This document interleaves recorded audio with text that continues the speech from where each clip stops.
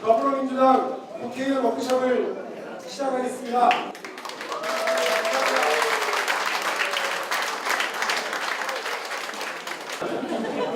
이렇게 진권 여당으로 임하게 되는 첫 번째 정기국회를 앞두고 우리는 서로 궁리하고 논의하는 그런 자리를 갖게 됐습니다.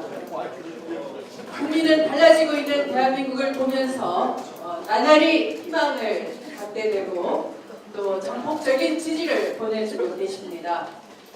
광화문 1번가에 접수된 국민 제안 정책을 국정과제에 하나씩 반영시켜 나가면서 국민을 국가의 주인으로 여기는 문재인 정부의 자세를 우리는 보았습니다. 이제 그런 훌륭한 과제들을 당이 제대로 실천해 내는 것이 우리 앞에 놓여있는 과제이고 책무이겠습니다. 나라를 나라답게 만들어가는 과정에서 막중한 임무를 수행하고 계신 우리 의원님들, 아마 방으로 국정과제 100대 과제를 책임의원제로 하겠다라고 약속드린 이후에 한 과제씩 선정을 하게 돼 있었는데 다 동그라미 치셨습니까? 네, 끝까지 잘 해낼 자신 있습니까? 믿어도 되겠습니까? 네, 대답이 씩씩하십니다. 이제 총론은 국민들께 많이 말씀드렸습니다. 강론이 중요한 겁니다. 총론은 매우 강력한 처방이기도 했습니다. 거기에 대해서 약이 강하고 좋을수록 명현 반응이라고 당분간은 상당히 어렵고 아픈 진통도 예상이 됩니다. 그런데 우리는 국민들께 이런 명현 반응이 왜 생기는지, 더 나은 대한민국을 위해서, 더 건강한 나라를 만들기 위해서 꼭 필요하다. 그래서 막연한 고통이 아니라 꼭 필요한, 건너야 할 고통이다 라는 설명 의무가 우리한테 주어져 있습니다. 법을 잘 만드는 것도 중요하지만 국민들이 희망을 가지고 인내를 하면서 기다릴 수 있게끔 제대로 또박또박 설명하는 것도 대단히 중요하다 하겠습니다. 어제 뉴스 보니까 정말 캄캄했습니다. 금년 상반기에 태어난 아이가 20만 명이 안 된다는 거죠. 그러면 11월, 12월은 해가 넘어가기 전에 출산율이 더 떨어진다는 것이고, 올해 태어나는 아이가 40명도 안 될 것이다 하는 암울한 전망, 미래가 없는 전망입니다. 이것은 근본적으로는 오랫동안 방치해두었던, 방치가 아니라 더 심각하도록 해두었던 잘못된 정책 때문에 우리 사회의 양극화가 초래한 한 현상이다 할 수가 있는 것입니다. 근본 원인은 양극화 해소에 있는 것입니다.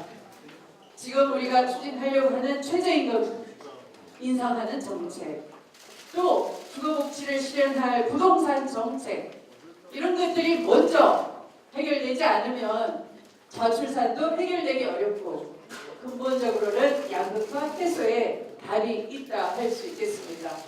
뿐만 아니라 지금은 남북관계 위기도 풀어야 하는 것이고, 또 먼 미래를 더 나은 미래로 만들어주기 위한 몇십 년 앞을 내다본 정책, 바로 원전을 중단하는 그 정책도 우리 앞에 이 사회의 여론을 갈등으로 만들 수 있는 큰 과제라 할 수 있습니다. 그래서 이런 정책들이 왜 어떻게 추진되어야 할 것인지 구체적인 설명 의무가 우리한테 주어져 있고, 그런 설명 의무를 다 함으로써 신뢰를 쌓아야지만 정책이 앞으로 나아가면서 성공할 수 있을 것 같습니다. 그래서 이번 정기국회는 이런 강론에 있어서 강한 민주당의 능력을 보여줄 수 있는 기회다 할 수 있습니다. 우리에게 위기는 곧 기회인 것입니다. 그래서 의원님 한 분 한 분이 맡으신 그 과제에 대해서 최선을 다해 주실 것을 부탁드립니다.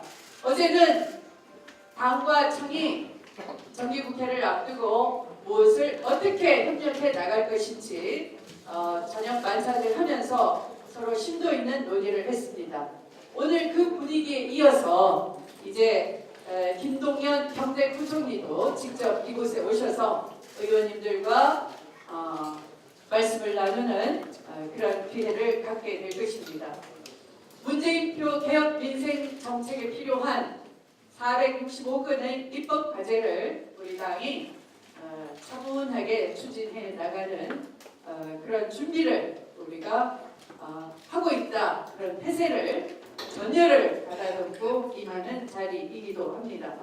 그래서 정기국회가 끝나는 연말에는 국민들께 선물 한 보따리를 드릴 수 있게 되기를 바랍니다. 뿐만 아니라 조명규 통일부 장관, 김수현 사회수석도 오셔서 수고를 해주실 것입니다. 또 아울러 우리는 군인 토론 등의 이 국무위원님들과 수석비서관들께서 참석해서 당정청이 서로 소통하고 협력하는 좋은 시간을 가지게 될 것입니다. 오늘 워크숍이 집단지성을 발휘하는 의미 있는 시간이 되기를 바람하지 않습니다. 오늘 이렇게 시내와 좀 떨어져 있는 이곳에서 이 우원식 원내대표가 여러 고민을 하다가 이 자리를 딱 선정을 했다고 하는데 그 의미를 잘 아시죠? 한 번도 이탈해서는 안 된다라고 했는데 이탈하실 겁니까? 믿어도 됩니까? 네. 근데 여기 뭐 보입니까? 그 멀리서 뭐 보입니까? 네, 제가 비밑에를 붙인 게 아니고 저 멀리 안 합니다. 네. 이 몸이 좀 안 좋아서 제가 임시 처방으로 이렇게 좀 붙이고 다녔는데 이 비밀을 알려드렸더니 이쪽에서 열심히 찍으시는데 공개하지 말아주십시오. 저의 비밀입니다. 네. 그리고 이렇게 임시 처방을 하고 제가 여기까지 왔는데요. 저는 의원님 여러분들이 밤을 새고 토론해 주시고 이탈하지 않으리라는 확신을 가지고 있기 때문에 믿어도 되죠? 그런데 저는 좀 병원에 다녀와야 되겠습니다. 이해해 주시겠습니까? 네. 어제도 대통령님이 안 계시는데 LG 포커스도 잘 돌아가고 당청이 함께 만찬을 하면서 깊은 밀도 있는 대화를 잘 나눴습니다. 마치 설날에 저 연로하신 부모님은 안방에 잘 주무시게 하고 저 건너방에서 손자 손녀 모여가지고 화기애애 떠드는 것처럼 그런 시간을 가졌어요. 오늘 당 대표가 병원에 좀 갔다고 해서 여러분들이 이탈을 하시거나 하면은 어떻게 되겠습니까? 그 다음은 난리도 아니요. 이렇게 지적을 받겠죠. 지탄을 받겠죠.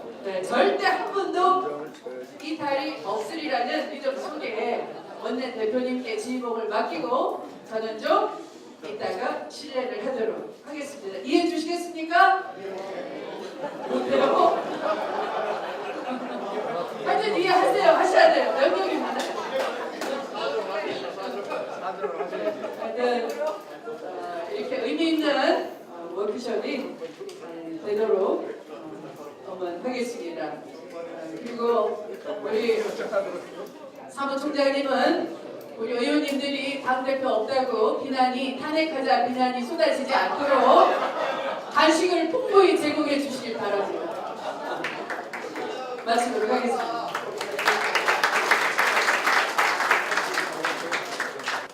네, 우원식 원내대표입니다. 이렇게 한자리에 모여서 여러분들 얼굴을 보니까 저도 힘이 나고 여러분들도 얼굴이 환한 얼굴로 보이는데 여러분들 오래간만에 이렇게 보니까 기분 좋으시죠? 네. 우리 저 대표님이 네. 그럼 그래픽 한번 해볼까요? 네. 서로 반말로 하는 겁니다. 제가 한마디 하면 그래, 두 마디 하면 그래, 세 마디 하면 그래 아시죠? 그동안 정권 교체하고 몇 개월 100일 동안 국회 하느라고 애썼지? 애쓰고 이제 문재인 정부 기틀을 마련놓고 모이니까 기분 좋잖아. 이 기분 모아서 이번 정기국회에서 국민들 안심시키는 확실한 국회 만들자. 박수 주세요.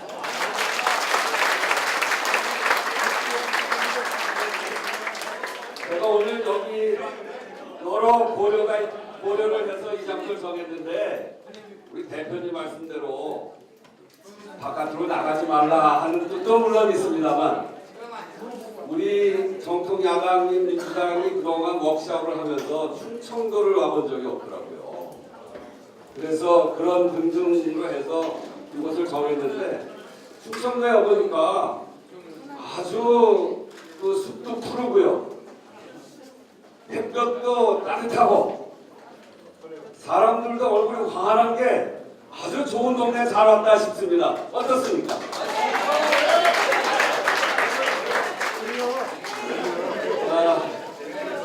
지난 정권 교체하고 바로 원내대표가 돼서 이런 자리를 정말 하루라도 빨리 갖고 싶었습니다.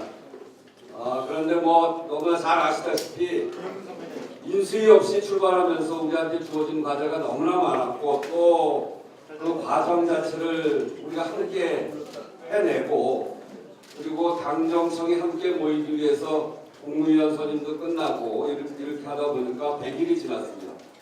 100일이 좀 더 지났죠. 그래서 좀 늦었습니다만 당정청이 함께 정기국회를 대비하는 이런 워크숍을 갖게 돼서 저도 정말 기쁘게 생각합니다. 이렇게 보니까 우리 의원님들 등 뒤에 아우라가 확 눈부시게 보입니다.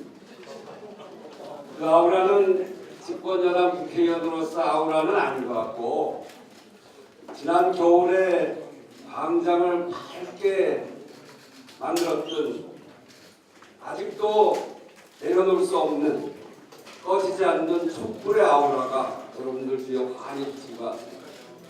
그 촛불은 우리 국민들의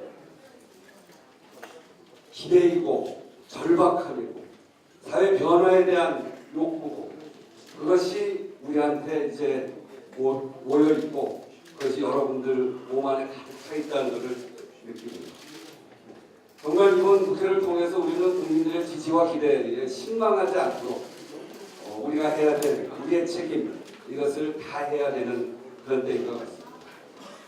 민생을 제대로 살리고 안보 위기를 극복하고 민주주의를 새로이 회복하고 또 우리 국민들이 앞으로 희망을 걸 그 새로운 성장 동력을 만들어내는 일 그래서 국민을 안심시키고 국민이 희망을 가질 수 있도록 만드는 일이 우리에게 이제 주어진 과제다 이렇게 생각합니다. 문재인 정부 이제 막 시작해서 5년을 해야 되는데 이 5년 동안 성공하느냐 실패하느냐 그것이 오래 달려있습니다. 과거에 이미 우리가 여당이 됐을 때 경험도 있고 그 첫 해가 얼마나 중요하고 소중한가 라고 하는 것은 더 말할 나위가 없습니다. 그래서 저도 그 집권 여당의 첫 원내대표로서 막중한 책임감을 느끼고 여기 계신 의원님들도 역시 그 책임감을 함께 나누고 있다고 생각하고 그런 점에서 우리가 정말 하나로 일치단결하면서 해나가고 있습니다. 정권 교체는 됐습니다만 사실은 우리한테 어려움이 많이 있죠. 국회는 아직 정권 교체가 되지 못했고요. 심지어는 정부 여당이 당연히 담당해야 될 국회 운영위원장도 우리가 하지 못하고 저렇게 버티고 있습니다. 여소야대의 교섭단체 4곳이나 되는 5개의 정당이 서로 경쟁도 하고 또 서로 힘겨루기도 하면서 헤쳐나가야 되는 그 길에 정말 쉽지 않은 길이고 그렇기 때문에 우리가 힘을 모으고 끊어진 길도 있고 중단되면 이어가고 그리고 없는 길을 만들어가는 정말 전대미답의 새로운 길을 열어가는 것이 우리한테 주어진 과제입니다. 정말 그 지난 100일 저도 참으로 진짜 가슴에 푹 받고 그리고 당정청이 제대로 소통하고 야당과의 협치를 중심에 세우고 그렇게 했던 100일입니다. 여기 여러분들 우리 선배 동료 의원 여러분들이 계셨고 힘을 하나로 합쳤기 때문에 인사청문회도 잘 마쳤고 2달 동안 정부조직법도 잘 마무리했고 그리고 추경까지 해서 우리 문재인 정부가 안정적으로 출발하는 기틀을 우리가 만들어냈습니다.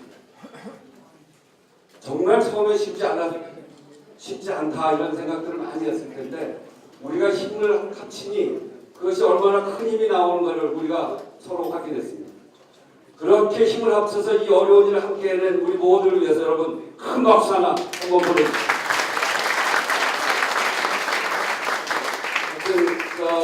저도 원내대표로서 여러분들께 감사의 마음 전하고요. 한 번 한 번 말씀드리지 못했습니다만 이런 마음이 이심전심으로 다 통했을 거라고 생각하고 이해해 주시고요. 앞으로 200일, 300일을 그런 마음으로 겸손하게 국민들이 가르치는 방향을 향해서 함께 나가야 된다 이렇게 생각합니다. 오늘은 정말 소중한 워크숍입니다. 정권교체하고 첫 번째 정기국회를 준비하는 워크숍입니다. 그동안 100일 동안 우리는 새 정부의 안정적 기틀을 마련했고 인생 제의를 실현해왔고 그리고 협력적 정치 문화를 그 기초를 깔았습니다. 저는 이것이 우리 더불어민주당 국회가 함께 만든 3대 성과라고 생각합니다. 이 3대 성과를 토대로 해서 이제는 국민들이 눈에 보이고 손에 잡히는 그런 개혁을 실현해내야 하는 과제가 이번 정기국회에 우리한테 있습니다. 우리가 여당이 돼서 이제 국감때도 공수가 바뀌었습니다. 그렇지만 또 한편으로 과거의 적폐를 청산해내야 하는 그런 공수, 경영의 선수들이 돼야 됩니다. 소위 리베로가 돼야 됩니다. 그렇게 하려면 정말 철저히 준비하고 그리고 지금 여기 우리한테 주어진 상황들을 자기 일로 그렇게 만들어가는 철저한 대비가 이제 필요하다 이렇게 생각합니다. 이번 국회에서 뭘 할 건가? 앞에서 이야기한 5년 우리 정부가 해야 될 그 첫 국회, 나라다운 나라를 어떻게 만들어갈 것인가? 그것이 우리한테 주어진 과제죠. 제가 늘 하는 이야기입니다만 우리 몸의 중심이 어디냐? 그렇게 물으면 심장이다, 척추다, 뇌다 이렇게 이야기합니다. 그렇지만 저 발가락 끝에라도 골마보면 아픈 데가 우리 몸의 중심입니다. 우리 사회의 중심도 아픈 데입니다. 지난 과정을 통해서 우리 사회의 아픈 데 어디였습니까? 인생이 아팠습니다. 꽉꽉 막힌 적폐 때문에 아팠습니다. 안보 위기 때문에 아팠습니다. 그리고 무너지는 민주주의 때문에 아팠습니다. 이 아픈 것을 우리 김진표 위원장이 중심이 돼서 100대 국정과제로 아픈 것을 꼼꼼히 담아냈습니다. 그것을 법안으로 만들어서 이제 제출하고 그 아픈 문제들을 해결하기 위해서 우리가 나아가야 됩니다. 그래서 민생제일주의 국회로 만들고 적폐를 청산하는 국회로 만들고 평화를 수호하는 국회로 만들고 민주주의를 회복하는 국회로 이번 정기국회를 만들어야 되는 과제를 우리가 갖고 있다 이렇게 생각합니다. 그렇죠? 지금 내서 박수도 한번 쳐보시죠.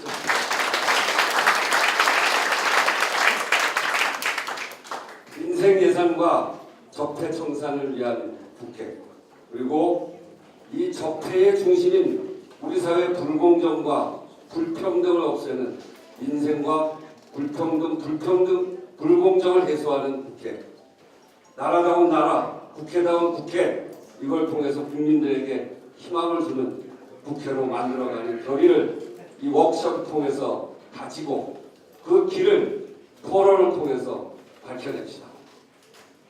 이번 워크숍은 특히나 당정청에 함께합니다.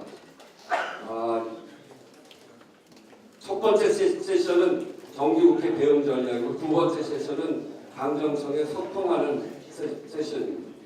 충분히 이야기하고 당과 청의 관계를 확고히 오늘 분명히 여러분들의 의견을 통해서 정리해내고 치열하게 토론하고 또 서로 소통하면서 우리의 길을 만들어 가십시다 하는 말씀을 드립니다. 먼 길 왔고 그리고 조금은 불편한 그 자리가 소박하게 저희가 준비를 했기 때문에 조금 불편한 데도 있을 수 있습니다만 그 여러 선배 동료 의원 여러분들께서 우리에게 주어진 과제를 함께 풀어나가야 된다 하는 그런 확신된 마음으로 조금 불편하더라도 참으시고 밤에는 나가지 말라는 얘기를 하도 많이 했으니까 저는 뭐 안 합니다만 우리 추미애 대표님 몸이 아프셔서 먼저 가는 거 우리가 또 양해를 해가면서 그렇게 오늘을 신나게 힘있게 그리고 하나의 힘으로 모아가면서 오늘 워크숍을 하도록 하겠습니다. 감사합니다.